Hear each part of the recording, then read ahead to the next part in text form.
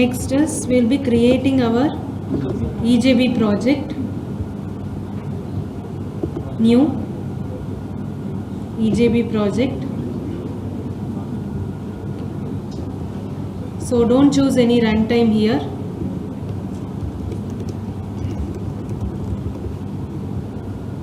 No target runtime. EJB model version 3.1. Just click on next. Next. Make sure you select this generate EJB jar.xml deployment descriptor and select finish. Now we'll be having this.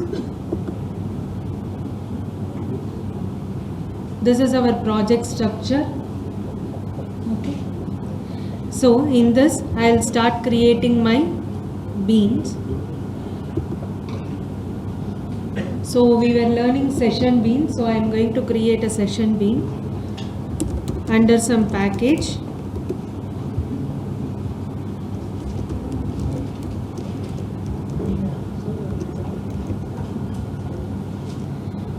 So for default I am going to leave it as stateless session bean, and then I am selecting remote and local.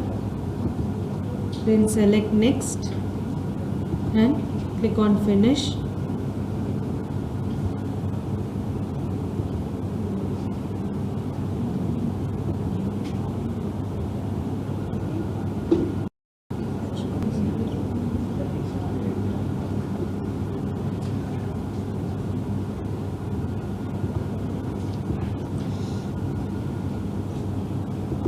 Okay, the jar files that are necessary for EJB project to run should be included in the Java build path. So here you can create a library, a user library, a new user library, and you can add the jars to it. So I'll be sharing these jar files that are required. So select everything and add the jar file and create a user library. Okay. Now include this library into your project which has all these jar files. You can straight away include the jar files, or you can create a library and include the jar file. Okay. So one way is to create library and include. That's what we saw now. If you want, you can remove this, and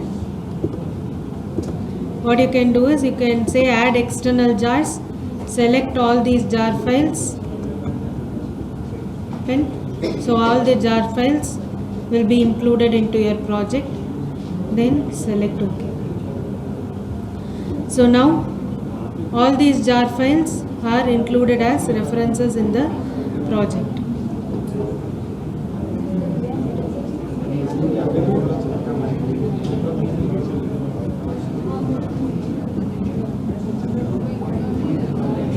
Now after this you have to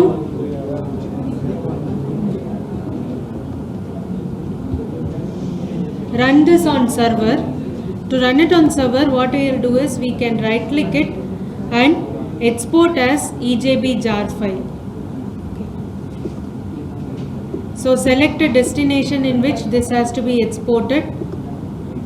So I'll export it here.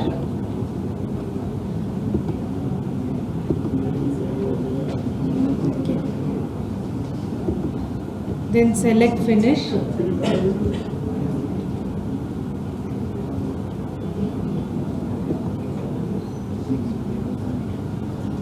Now you have this jar file.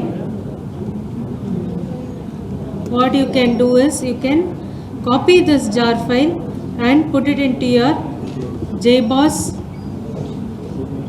standalone deployments, paste it here, and then start your server from bin folder standalone.net.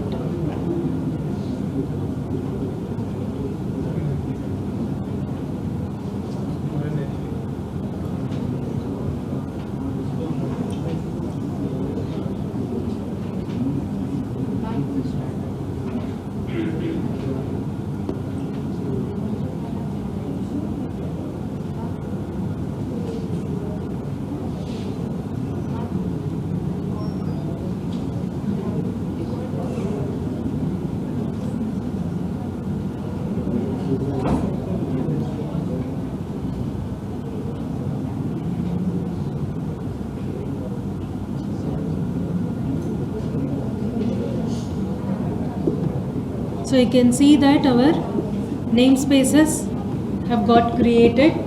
Okay, the same thing that got created in our console will get created here also.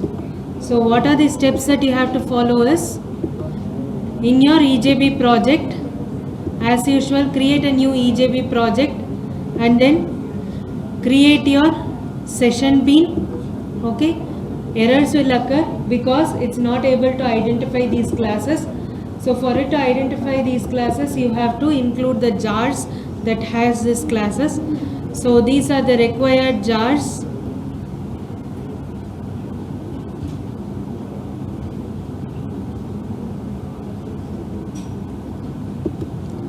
So this is the required jar files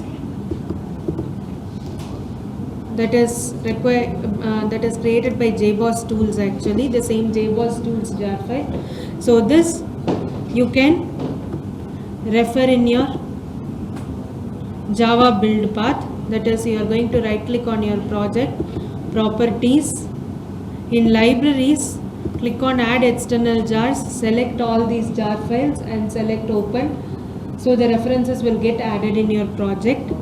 After that, select OK, your errors will disappear, and then select the project, right click on it, select export EJB jar file, and then select the destination in which you want to store the jar file. Okay, so if it already exists, you can give overwrite existing file.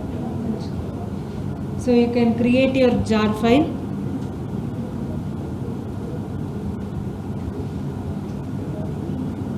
And then click on finish. So it will create a jar file for you. So what does this jar file will have?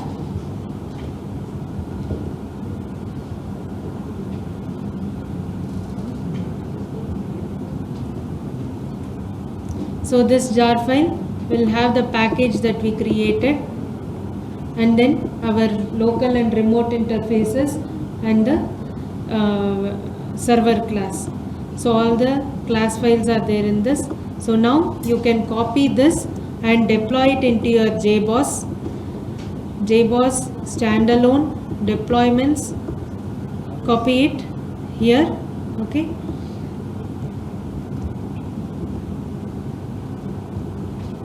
So once you copy, you can go and start the server in JBoss bin standalone.bat. is a file to start your server. So once you start your server, you can see that the server starts and it deploys the project. So it says that the deployment for EJB project 1.jar is started, and it create the JNDA names for the service that we created. Okay, JNDA names for the bean that we created is visible here, and it says that the deployment is successful. EJB project 1.jar is successfully deployed. So this is how you can deploy your project separately by not using a JBoss adapter. Till now we were using a Tomcat adapter to do this. So to use JBoss adapter, we should install the JBoss tools into your Eclipse IDE.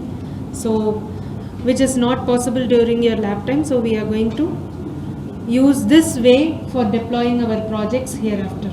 Okay.